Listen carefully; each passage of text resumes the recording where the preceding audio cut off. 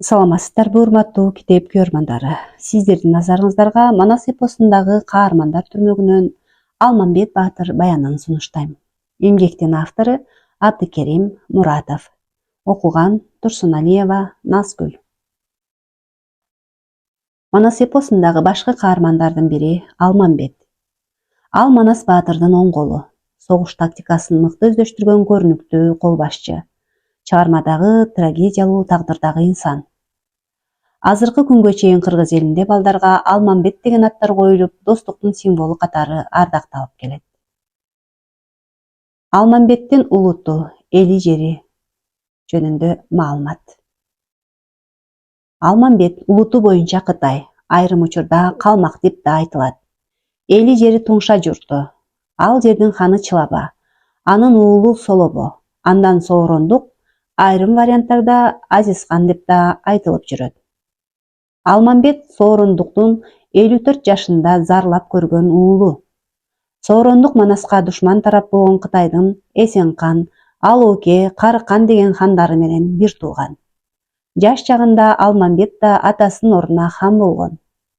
Атасынын бир тууганы Алоокенин уулу Коңурбай менен урушуп жоолашып, элин таштап, Казактын Айдаркан уулу Көкчө деген ханынын айылында туруп калат.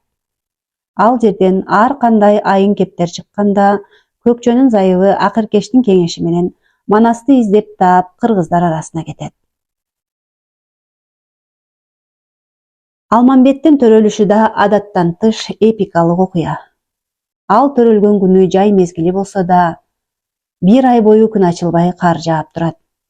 Туулуп жерге түшкөндө жер титиреп, катуу шамал жүрүп, бир күн, бир түн мал үркүп, иттер тынбай үрүп, короздор беймаал чакырып, өзүнчө эле кыямат болот. Көп күндүк катуу толгоодон энесинин эси ооп, эмчеги байып, баласына сала албай, дуңган киши Салоордун аялы Изат дегендин эмчегин ээп калат. Атын бир белгисиз думана коет. Алмамбетке ысым ыйгарышта оңойго турбайт. Соорондук эл чогултуп чоң той берет. Ошондо көп адамдан бирөө чыгып, балага ат коюуга батынбайт.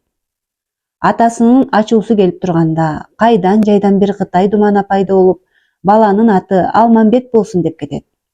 Бул ысымга атасынын көңүлү толбойт.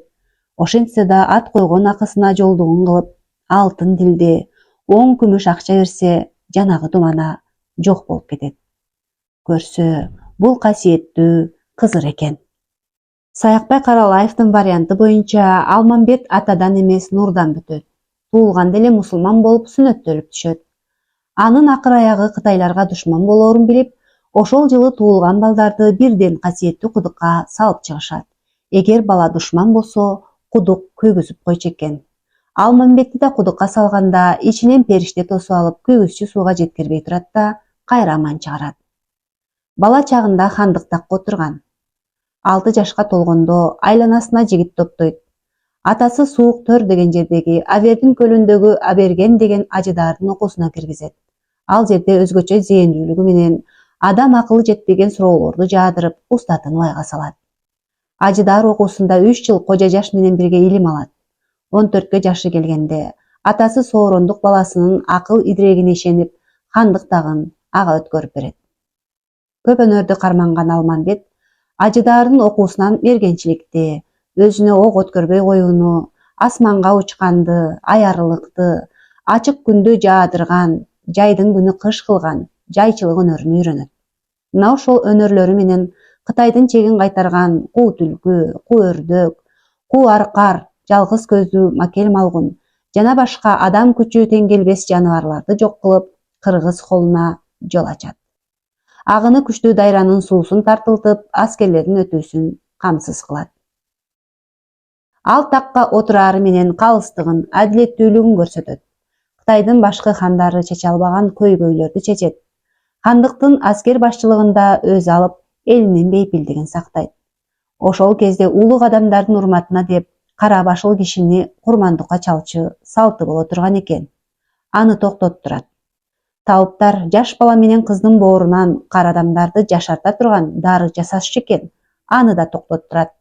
Мына ушундай кадыр бак күтүп калган кезде Эсенкандын аярлары, көз ачыктары бул жигит түбү бизге жакшылык кылбайт, ушундайда жок кылуу керек деп чечип, уу бермекчи болушат.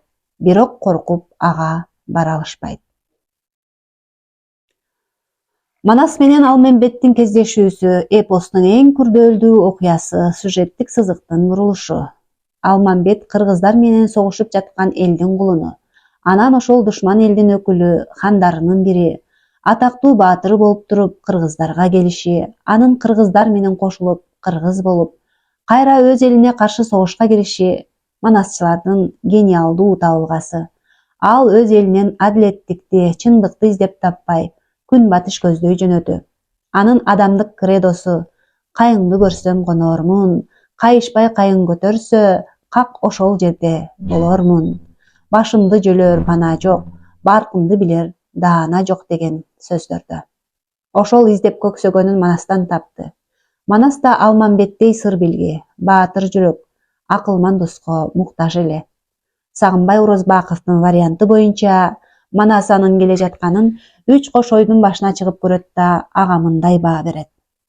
Кызыл түктүү пилекен, кыраан эрдин бири экен, алыскы ишти ойлогон акылмандын бири экен, айбатына жан бүтпөс баатырлардын бири экен, кең көкүрөк сомдалы балбандардын бири экен, кездешкенин мант кылып алгандардын бири экен, азуусу албарс уутырмак, айбаты менен ааламды баскандардын бири экен. Ушул вариантта ал ушул кетип жатышта Мекеге бараткан болот. Манас аны тосуп алып, алдына саралааны тартуу кылып, үстүнө тоон жаап, Ыспахан менен Үндүстандан бери эл чакырып, чоң той берген соң, сапарын ушул жерден токтотуп, бир өмүр Манастын эл жеринде калат. Манас менен кездешкен соң, чыйырдынын оң эмчегин Манас, сол эмчегин Алмамбет экөө эмчектеш болот. Буга Манас энеден экөө болдум деп сүйүнөт. Кыргыздын салты боюнча бир эненин эмчегин эмгендер бир тууган болушат. Алмамбеттин арманы. Манас эпосундагы трагедиялуу тагдырлардын бири Алмамбет. Көпчүлүк варианттарда ага атайын чоң орун берилет. Чоң казатка чыкканда Бээжиңге чалгын чалуу үчүн Манас кыраакы жоокер, тилди да, жердин ыгын да жакшы билген Алмамбетти тандайт. Ал ажал жетсе окко учуп, намыс үчүн өлөйүн деп, сыргакты ээрчитип чалгынга жөнөйт. Алардын артынан жете келген Чубак чатак чыгарат. Өзүн Алмамбеттен төмөн койгонго намыс көрөт. Ушундан кийин Алмамбет жанындагы Манас, Чубак, сыргакка өз балалыгын, тагдырын арман кылып айтып берет. Бул эпизод манасчылар сүйүп айткан бөлүмдөрдүн бири гана эмес, угуучулар көзүнө жаш алып тыңшаган, кайра-кайра айтып уккан эпизоддордун бири. Манастын да, Каникейдин да ишенимине кирет Алмамбет. Чоң казатка чыгаар алдында Каникей Манасты ушул Алмамбетке гана ишенип тапшырат. Манастын колу чоң казатка аттанганда, ошол колду баштоо, хан болуу укугу ушул Алмамбетке берилет. Кытайга каршы согушка баратса, анын улуту Кытай Алмамбетке хандыкты өткөрүп берет деген эмнеси деп Манастын жакын кишилери да каршы чыкканга да карабай, бийликти бүт Алмамбетке ыйгаруу менен Манас анын аскердик билимине, жер сырын билген акылмандыгына, кыргыз колунун ичиндеги кадыр баркына ишенген. Чоң казатта Алмамбеттин сунушу менен 10 башы, 100 башы, 1000 башы, баатыр башы дайындалып, ошолор ар бир жаран үчүн жооптуу болгон. Улам жогорку жакка билдирип турган. Алардын символдору мындай белгиленген. Бир бектикке бир туу. Бир баатыр башы же түмөн башыга бир туу. Баары 30 туу. 1000 башыга бир байрак. Баары 30 000 байрак. Жалпы колго 300 керней, 3000 сурнай. Бул кыргыз колунун Алмамбет бекиткен өтө катуу тартиби. Кол эсебин алуунун, өлүү тирүүлөрүн тактоонун жолу. Аскер илиминде чалгынга баруу, ал жактан тил кармап келүү жеңишке жетүүнүн биринчи жолу катары эсептелген. Бул ыкманы кыргыз жоокерлери да колдонот. Алмамбет, Чубак Кентундуктан тил кармап келе жатканы да айтылат. Алмамбет чалгын чалып, жолду жана географиялык аймактарды белгилеп турат. Чалгында Алмамбет сыргак болуп, Коңурбайдын колуна кабылат. Ошондогу абал. Мылтыктын калды огуна, жаз айыл менен тобуна, жатып калды баатырың жалын менен чогуна. Ушундай татаал учурда да Алмамбет жаш сыргакты сабырдуулукка чакырат. Согушта жеңилбөөнүн, багынып бербөөнүн жолу душмандын чабуулу кезинде алдастап, коркуп калбоо, өздөрүн жоготуп колго түшүп бербөө. Андыктан да Алмамбет каныңды койбой жууп ал, жанагыдай демикпей, эсиңди жыйып сууп ал деп жаш сыргакка акыл айтат. Кытайлар менен бетме-бет чыгып согушка киргенде душман аябай көп болуп, жамгырдай жаа тартып, мөндүрдөй ок атып, Манаска жетип турганда, Айкөл көл кечүүдөн чыга албай турганда, баатырды көзөмөлдөп Алмамбет менен Чубак жете барат да, мылтык менен 10дон 5тен окко учурат. Жаз айы мылтыкты атып, кой чагыр менен топ атып, Манасты коркунучтан сууруп чыгат. Ал эми Жусуп Мамайдын вариантында мындай айтылат. Алмамбет султан жол баштап, 54 илек кол баштап, түрк уланы келген дейт. Демек ал 5.400.000 кыргыз жоокер менен Кытайга каршы согушка кирген болот. Алмамбет Манаста мурда каза болот. Чоң казатта ага Шыпшайдардын огу тийип каза болот. Ошондо хан досунан, жан досунан ажыраган тоодой болгон Алп Манас кумурскадай кунсуз болуп, кызыл болот желегим, Алмамбет, кан кайдан келген белегим, кыз талыш жерде керегим, өйдө чыкса өбөгүм, өлбөй кантип турамын, кайран алмам жөлөгүм. Алтын айдар чок белбоо, арстаным алмам алажат, кол кармашып кеткенге, кокуйгүн алмам алажат деп, жер муштап арманын төгөт. Чоң казатта Алмамбет окко учкандан кийин, анын сөөгү Катагандын Кангошой жер деген ат башынын чештебесине коюлат.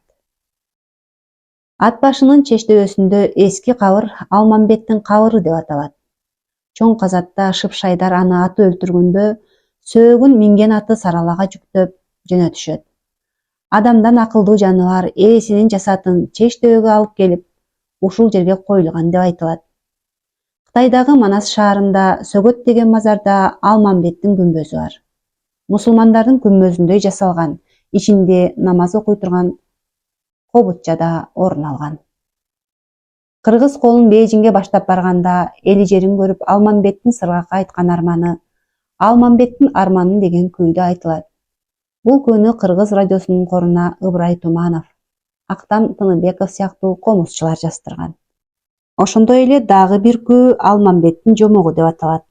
Анда Кытайдын эли жерине тал чокуда туруп Манас дүрбү салып таң калып турганда, Алмамбет өзү тууралуу Манаска, Чубакка, сыргакка айтып берген тагдыры баяндалат.